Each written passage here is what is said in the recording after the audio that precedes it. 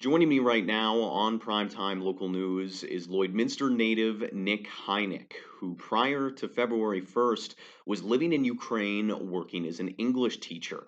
Now he's back home here in Canada and is here today to talk about his experience in leaving the country. Thanks so much for doing this, Nick. Yeah, no, it's my pleasure to speak with you today.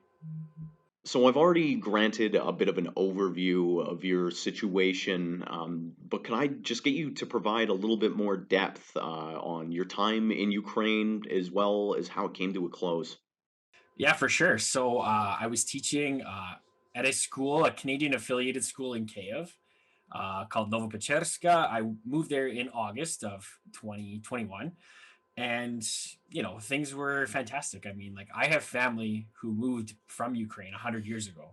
So for me to go back to like the roots of my family and experience the culture was an incredible experience, right?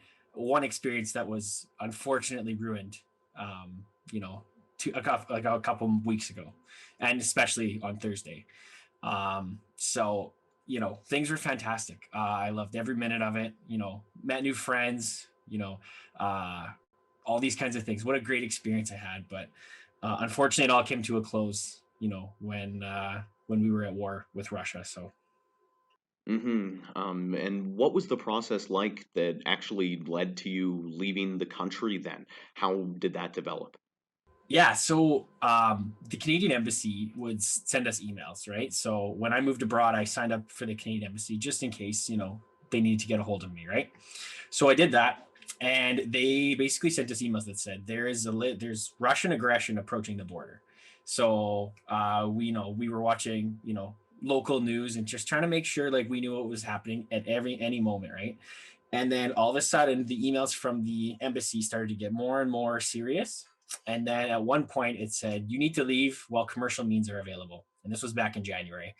So, with that decision, because I can teach from online at home in the comfort of Canada, my family even wanted me to come home too. So, I made the good decision to come home on February 1st. So, And prior to leaving Ukraine, then, would you say that the potential of conflict was something that was on everyone's mind, maybe a point of collective concern, or how would you describe how it impacted everyday life there? you know what? The vibe was totally normal. Before I left, everyone was going out to cafes, bars, restaurants, and everyone was just living their life, right? There was, of course, the stuff was in the news, but the Ukrainian people are used to it. They were invaded 8 years ago, right? In Crimea and Donbass. Like they're used to this. So of course they were just, kind of calling Putin's bluff and not believing anything was gonna happen. But for us, and then when Western intelligence got involved and things started opening up, then we started to be like, okay, maybe something's really going to go down, you know. But the Ukrainian people, they don't live in fear. They're not afraid, and that's kind of like one of the main things that like we have to back here stay strong for them because they're some of the strongest people that I've ever met.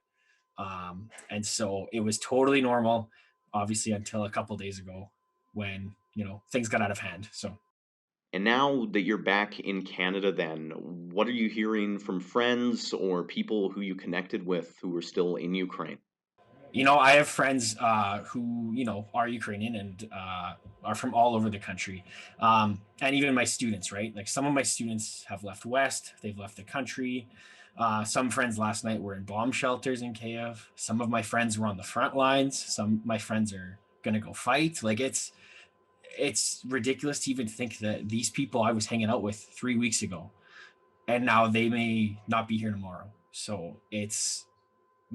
I think we as Canadians are so lucky to like be where we are and be thankful for where we are because there's bigger problems in the world and you know uh we just have to be grateful. But my friends are, trying to leave, trying to escape, trying to get to Poland, move west just where it's safe. But some are sitting in Kiev and just gonna try to wait it out. So unfortunately, they're all over the place. Such a strange and terrible situation for all these people. But that about does it for all the questions that I had. So before we say goodbye here, is there anything else that you wanted to mention or communicate to our viewers? You know what? I mean, the biggest thing from hearing my friends, who are here near the front and following people like that, The Ukrainian army is incredibly strong. They fended off the Russians for these past 2 days. The biggest thing that they're asking for is, weapons from our government to step in and like deliver more weapons and any humanitarian aid you can. Right? Like we need to spread awareness that this is happening, and people need to know what Putin's doing and how wrong it is to the world and to the sovereignty of Ukraine. People need to know this. And so the best we can do uh, is donate to any humanitarian fund you can, and hopefully our government can step up with more, sanctions or weapons or anything that they can do, because we don't want this to escalate any further than it already has. Thanks again for doing this, Nick. No worries, my pleasure as always.